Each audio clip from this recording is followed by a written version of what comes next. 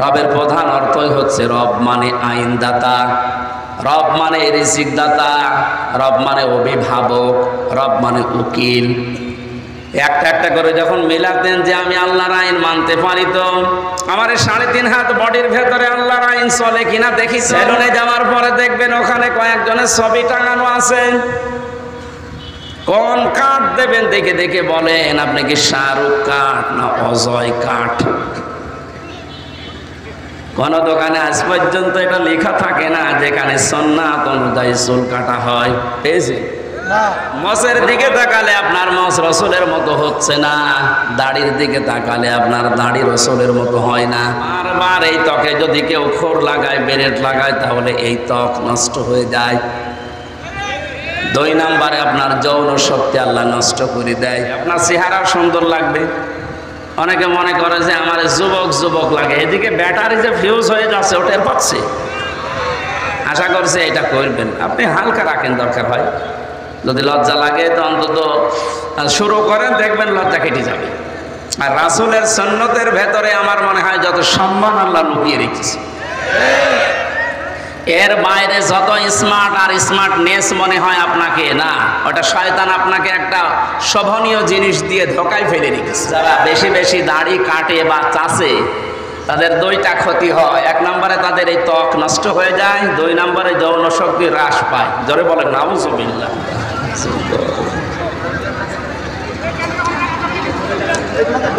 হ্যাঁ, বসতে বলেন, আমি আলাদাভাবে বসতে বলি। ঠিক আছে, বসেন। ভাই ওখানে দাঁড়িয়ে আছেন কেন ভাই? বসেন, ওখানে বসেন।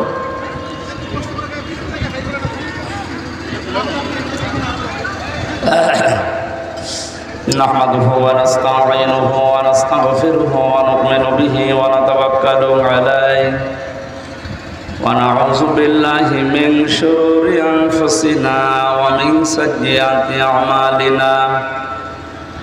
من يهدي الله فلا مضل له ومن يضلل فلا هادي له ونشهد أن لا إله إلا الله وحده لا شريك له وأشهد أن محمدا عبده ورسوله الذي أرسله بالحق بشيرا ونذيرا وداعيا إلى الله بإذنه وسراجا منيرا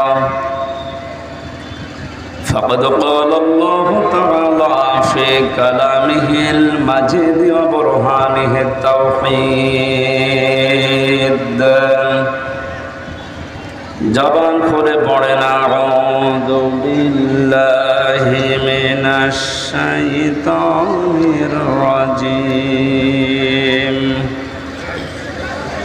বিসমিল্লাহির রহমানির রহিম। ওয়াত্তাকু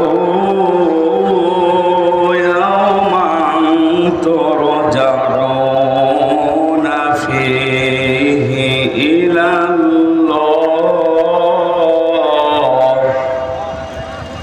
ثم توفى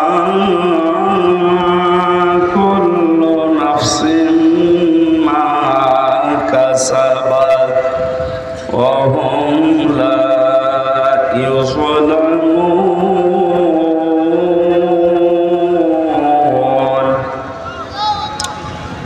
صدقت يا ربنا. عن عبد الله بن مسعود رضي الله تعالى عنه قال قال النبي صلى الله عليه وسلم اتقي دعوة المظلوم فإنها ليس بينه وبين الله حجاب إلى آخر الحديث. رواه مسلم. وقال تعالى في شان رسوله وما زادهم إلا إيمانا وتسليما. اللهم صل على محمد وعلى آل محمد كما صليت على إبراهيم وعلى آل إبراهيم إنك حميد مجيد اللهم بارك على محمد وعلى آل محمد كما باركت على إبراهيم وعلى آل إبراهيم إنك حميد مجيد الحمد لله এই যে ওনাদেরকে একটু চেয়ার দেন না বসিয়ে দেন, এভাবে দাঁড়িয়ে 1-2 মিনিট 1 ঘন্টা বসিয়ে দেন না চেয়ার দেন। এখান থেকে দুজনের সরে বসো, এই যে বাতাসটা যেন আসে, সরে বসো।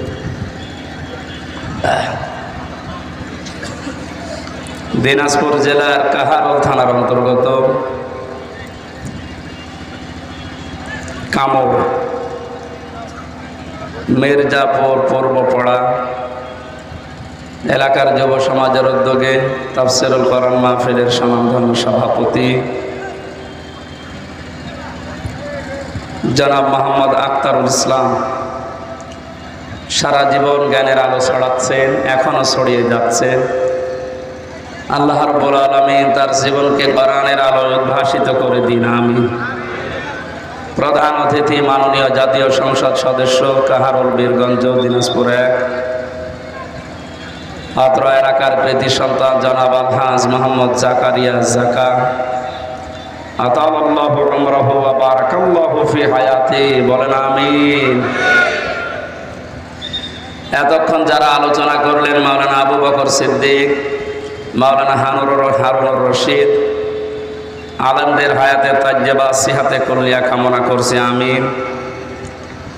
মঞ্চে বসা আছেন দিনাজপুরের সন্তান ইসলামিক চিন্তাবিদ হাফেজ মাওলানা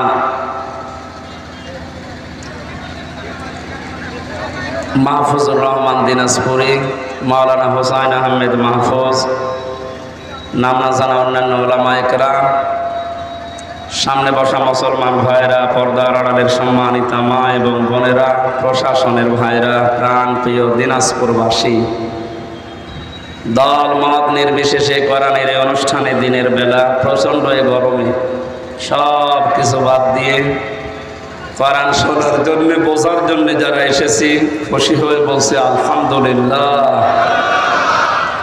ইন্নাল্লাযী লাইসা ফী জাওফিহি শাইউম মিনাল কোরআনি কালবাইতুল খরিব আও কামা ক্বালা আলাইহিস সালাতু ওয়াস সালাম। বিশ্বনবী জানিয়েছেন যে অন্তরে কোরআন নেই ওটা মানুষের অন্তর না, ওজার গৃহ, শয়তানের ঘর ওটা। আজকের এই অনুষ্ঠানটা যতগুলো উদ্দেশ্যে যুবকেরা সাজিয়েছে তার অন্যতম আমাদের অন্তরে যেন কোরআনে কারিম প্রবেশ করে।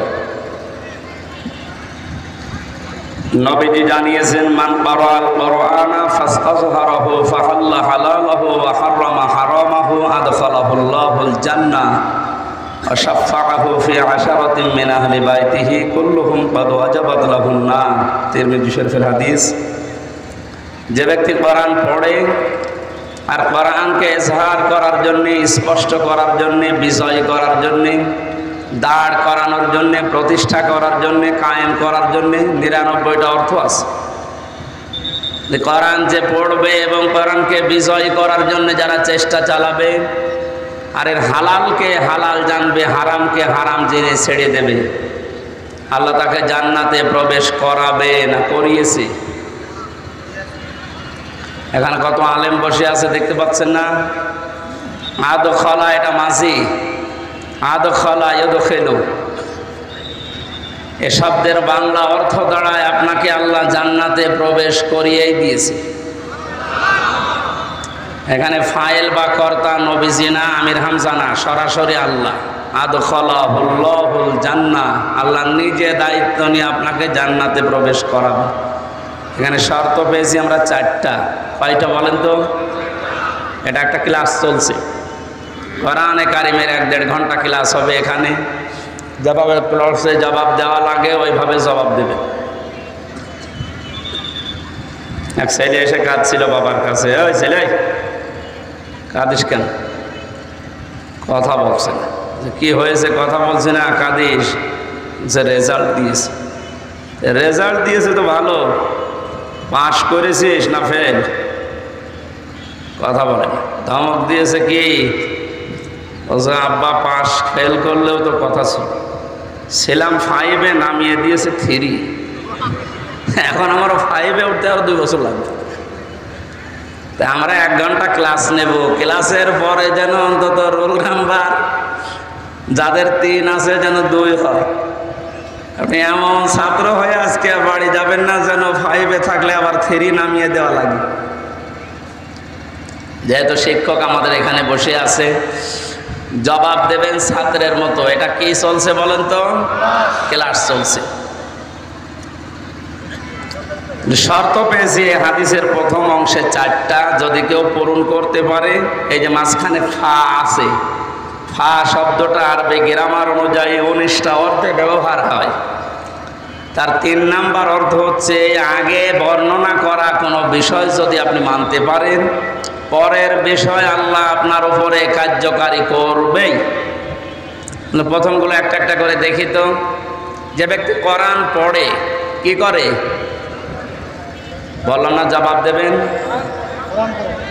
কোরআন পড়া বলতে আমরা যেটা বুঝি এই যে শুদ্ধ করে পড়লাম, এখন হয়তো বাংলা অর্থটা শুনবো জানবো, এইটা নাকি না। সূরা বাকারার 123 নম্বর আয়াতে আল্লাহ রাব্বুল আলামিন জানিয়েছেন, 21 নম্বর আয়াত, আল্লাযীনা আতাইনাহুমুল কিতাবা ইয়াতলুনাহু হাক্কা তিলাওয়াতি। আমি যাদেরকে কিতাব দিয়েছি কোরআন, এ কোরআনে কারিম তারা হক আদায় করে তেলাওয়াত করে পড়ে। উলাইকা ইউমিনুনা বিহি, এই মানুষগুলো আমি আল্লাহর কোরআনে বিশ্বাস করে। তাহলে শব্দটা কি পেলাম? যারা কোরআন হক আদায় করে পড়ে আল্লাহর ভাষায়, এই মানুষগুলোই কোরআনে বিশ্বাসী। ওমা ইয়াকফুর বিহি ফাউলাইকা হুমুল খাসিরুন, যারা হক আদায় করে পড়ে না, এ কোরআন তারা অস্বীকার করে, বিশ্বাস করে না, এই মানুষগুলো ক্ষতিগ্রস্ত। এটা বাংলা অর্থে আমরা পেলাম যে কোরআন বিশ্বাস করার জন্য এটা হক আদায় করে পড়া শর্ত। এখন হক আদায় কি? যতগুলো তাফসির আছে হক আদায় করে পড়ার ব্যাপারে মুফাসসিরিন ইকরাম 4টা শর্ত লাগিয়েছে। কেউ যদি কোনো বিষয় পড়তে চায় আর যদি বলে আমি হক আদায় করে পড়ব, কয়টা শর্ত মানা লাগবে? 1 নম্বরে ওইটা পড়তে হবে শুদ্ধভাবে, অশুদ্ধ পড়লে অর্থ পাল্টিয়ে যাবে। তাহলে যে কোনো বিষয় কেউ যদি পড়ে কিভাবে পড়া লাগে বলেন না কেন? 2 নম্বরে পড়লেই হবে না, ওইটা পড়তে হলে আপনাকে আগে বোঝা লাগবে যে আমি কি পড়ছি। আমি ক্লাস 2-তে না 3-তে একটা ছোট বাচ্চাকে পড়াতাম, ওই সময় যখন 9-10-এ পড়তাম। ওরে পড়াচ্ছিলাম যে আমাদের ছোট নদী চলে বাঁকে বাঁকে। ও আমারে উল্টা প্রশ্ন করছে, স্যার যে ময়াকার দয়াকার র আমাদের লিখতে যে 4টা অক্ষর লাগে, কেন লাগে বলেন তো? ও সাদা তো আমি নিজেই জানি না। আমাদের লিখতে যে 4টা অক্ষর কেন লাগে আপনারা জানেন? এখনো বুঝবে এর ভেতরে আসলে 4টা অক্ষর কেন লাগে। এরপরে ছোট নদী আমি যাব, আগে বলেন আমাদের। আমি ওই সময় হয়তো বলতে পারিনি, কিন্তু ভেবেছিলাম যে এতটুকু বাচ্চা, এখনো 6-7 বছর বয়স, আর একটা শব্দ পড়ার পরে আর এক শব্দে যেতে চাচ্ছে না, না বুঝি। কোরআন যারা আমরা পড়ি যদি ওই বাচ্চার মতো চিন্তা ভাবনা করে পড়তাম, আমরা হক আদায় করতে পারতাম। কিন্তু এইরকম মানুষ দেশে কম না বেশি? কম মানে নেই।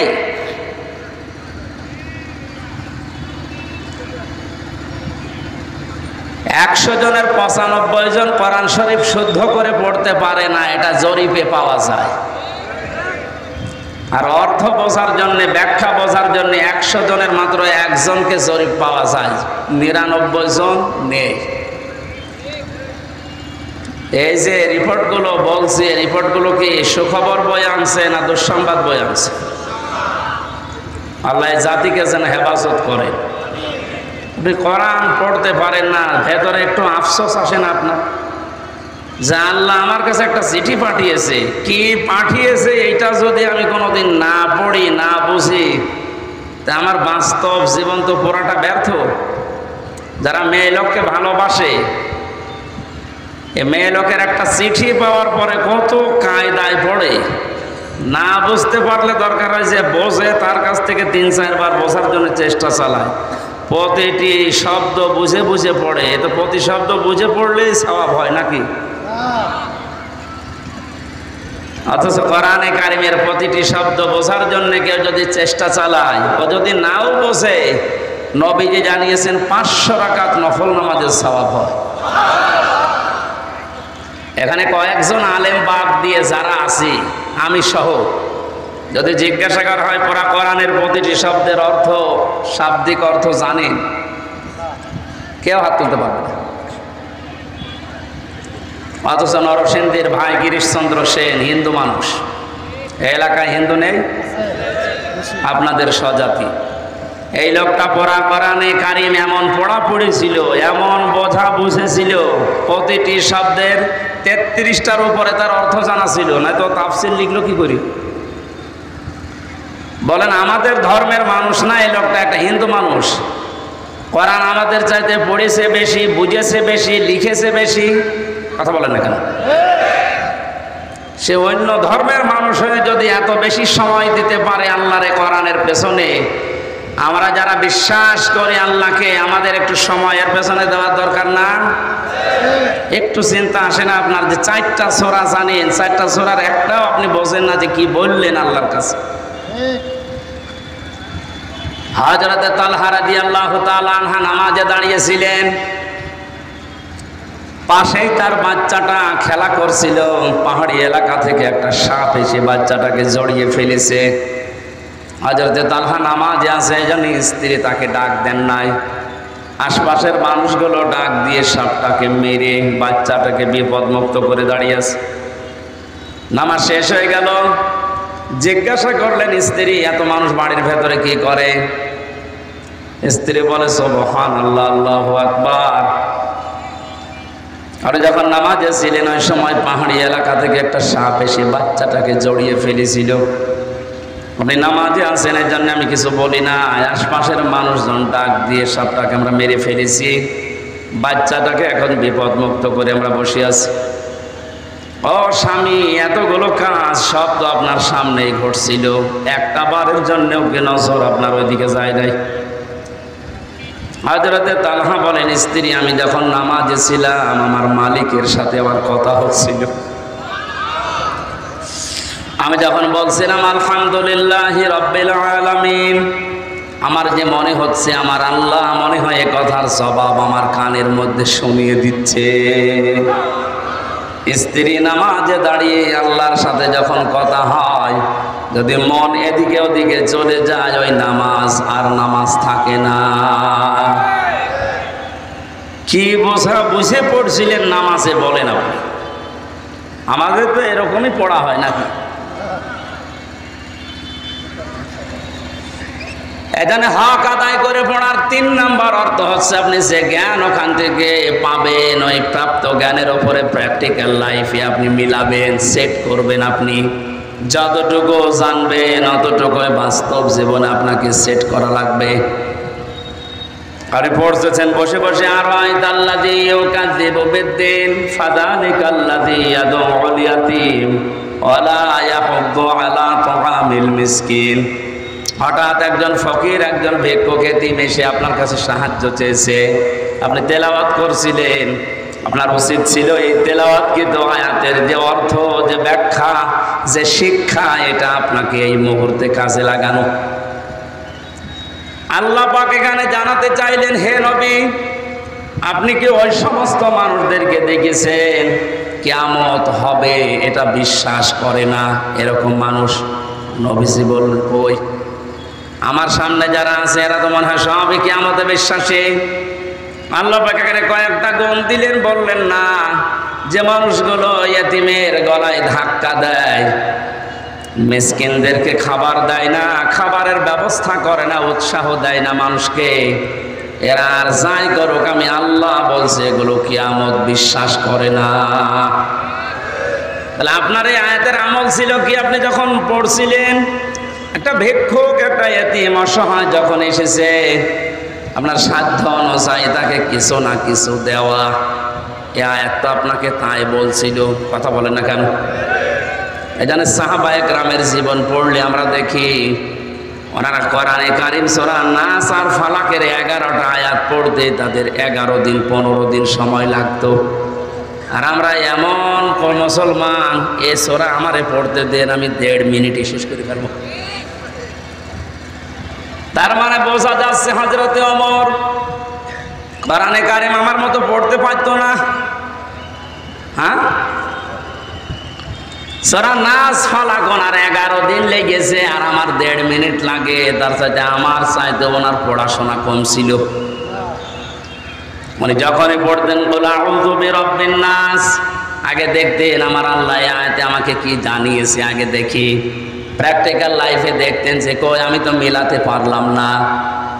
কুল আউযু বিরাব্বিন নাস, হে নবী আপনি বলুন আমি সাহায্য চাই মানুষের রবের কাছে। কার কাছে? মানুষের রবের কাছে আমি সাহায্য চাই। এখন রব কি? কোরআনে আল্লাহ রব শব্দের অর্থ দিয়েছেন 19টা, সামারাইজ করে আমরা 5টা বেশি প্রচলন করেছি। সারা পৃথিবীতে 5টা বেশি চলে। রবের প্রধান অর্থই হচ্ছে রব মানে আইনদাতা, রব মানে রিজিক দাতা, রব মানে অভিভাবক, রব মানে উকিল। একটা একটা করে যখন মিলাতেন যে আমি আল্লাহর আইন মানতে পারি তো আমার 3.5 হাত বডির ভেতরে আল্লাহর আইন চলে কিনা দেখি তো, মাথা থেকে শুরু করে পা পর্যন্ত আগে মিলিয়ে দেখতেন কই রবের আইন তো আমার 3.5 হাত বডির ভেতরে চলে না। বিশ্বনবী মুহাম্মদ রাসূলুল্লাহ যে চুলের কাটিং ছিল, আমাদের অনেকেরই ওই রকম চুলের কাটিং নেই। কথা বলেন, আমরা চুল কাটি। সেলুনে যাওয়ার পরে দেখবেন ওখানে কয়েকজনের ছবি টাঙানো আছে। কোন কাট দেবেন দেখে দেখে বলেন আপনি কি শাহরুখ কাট না অজয় কাট? কোন দোকানে আজ পর্যন্ত এটা লেখা থাকে না যেখানে সুন্নাত অনুযায়ী চুল কাটা হয়, পেয়েছে না? এখানে অজয় কাট দেওয়া হয়। এর সাথে কাটিং মিলে গেলে তো আপনি জান্নাতের মাঝখানে যাবেন।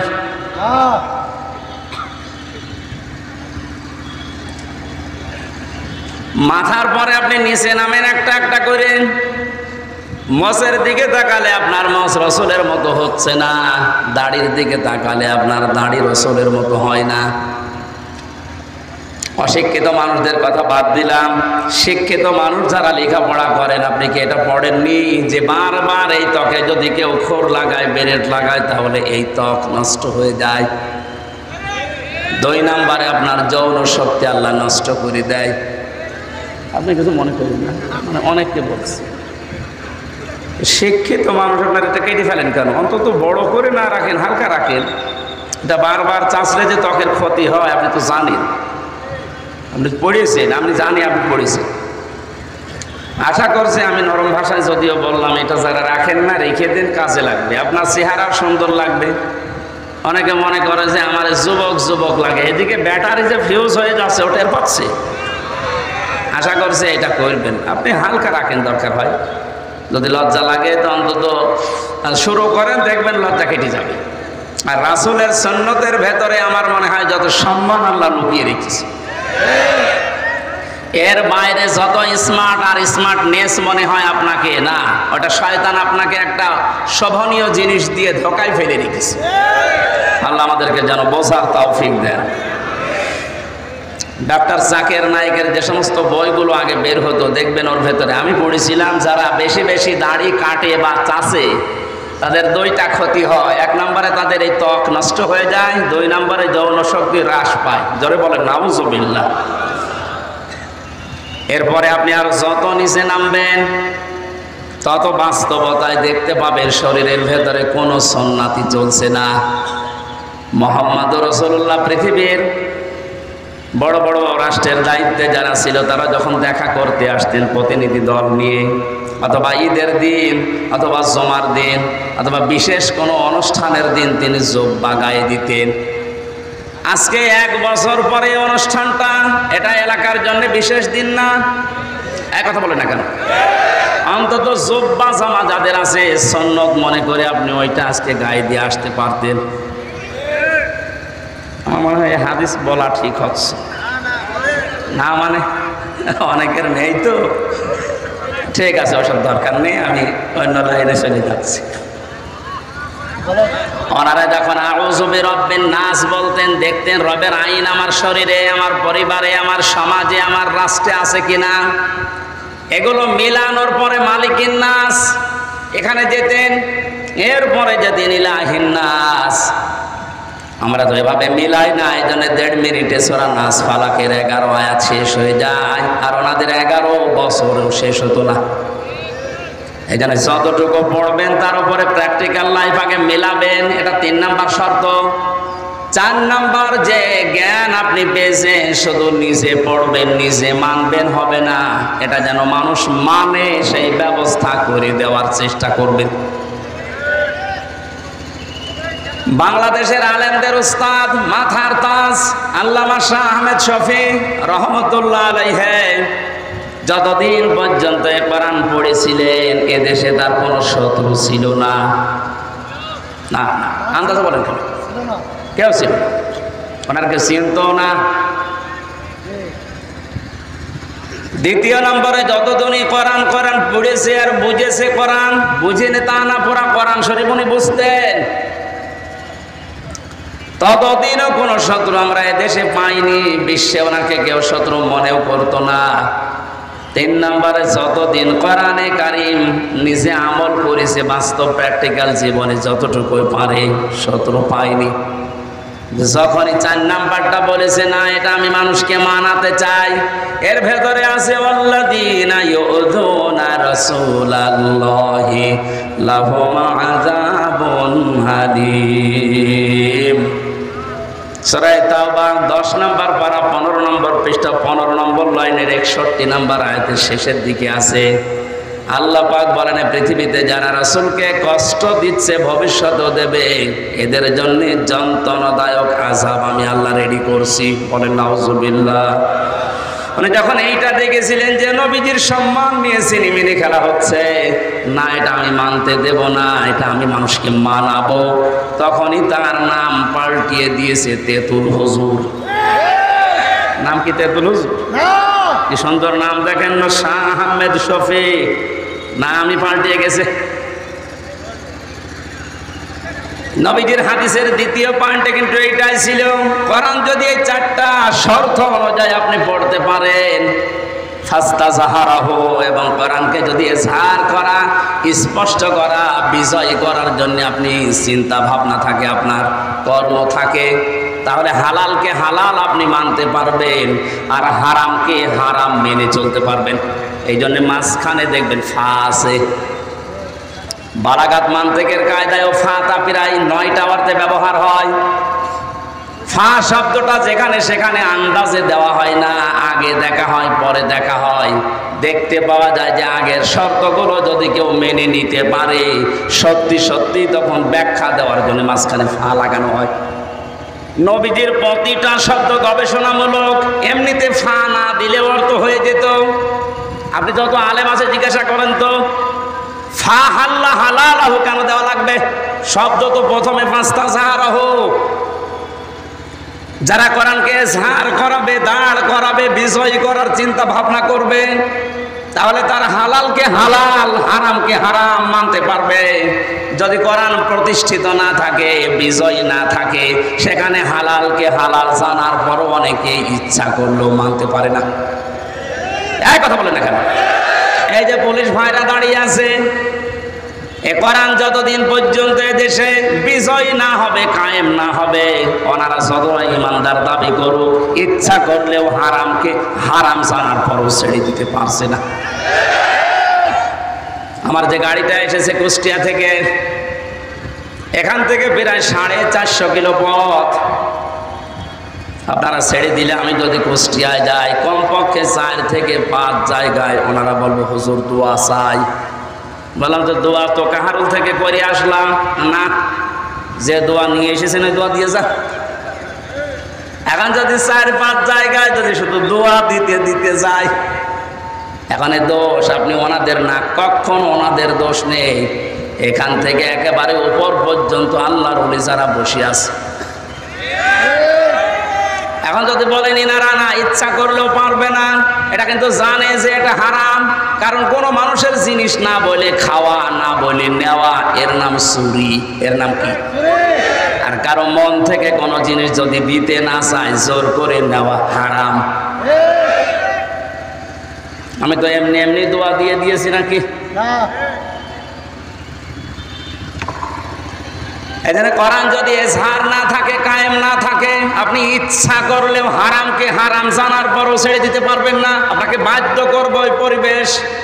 হালালকে হালাল জানার পরও আপনি মানতে পারবেন না, এমন এমন পরিবেশ তৈরি হবে আপনি ইচ্ছা করলেও হালাল জানার পরও ধরতে পারবেন না, ছেড়ে দেওয়া লাগবে। নবীজির শব্দটা চয়ন দেখেছেন যারা কোরআন পড়ে আর কোরআনকে প্রতিষ্ঠিত করা, দাঁড় করা, বিজয় করার চিন্তা ভাবনা করে দুনিয়ায়, তারা হালালকে হালাল জেনে মানতে পারে, হারামকে হারাম জেনে মানতে পারে। আল্লাহ পাক যেন তাকে জান্নাতে প্রবেশ করিয়েই দিয়েছে, করাবে তা না। আদখালাহুল্লাহুল জান্নাহ। তাহলে আজকে থেকে যদি জান্নাতে যেতেই চায়, হাদিসের উপরে আমল করার দরকার নেই। এর পরবর্তী শব্দ তো আরো আরো আরো শক্ত, আরো সুসংবাদপূর্ণ শব্দ। অসাফারাহু ফি আশারাতিন মিন আহলি বাইতিহি কুল্লুহুম ক্বাদ ওয়াজাবাত লাহুন নার। নবীজি বলেন তাকে তার পরিবারস্থ 10 জনের ব্যাপারে আল্লাহ সুপারিশ করার ক্ষমতা দেবেন, যাদের জন্য জাহান্নামে যাওয়া ওয়াজিব হয়ে গিয়েছিল। এ বিশাল সুসংবাদ আল্লাহ তাদেরকে দেবেন। এ হাদিসের এই 4টা পয়েন্টে যারা দুনিয়ায় মেনে চলবে, আল্লাহ আমি সহ প্রত্যেককে প্র্যাকটিক্যাল লাইফে মেনে চলার তৌফিক ভিক্ষা দাও, বলেন আমিন।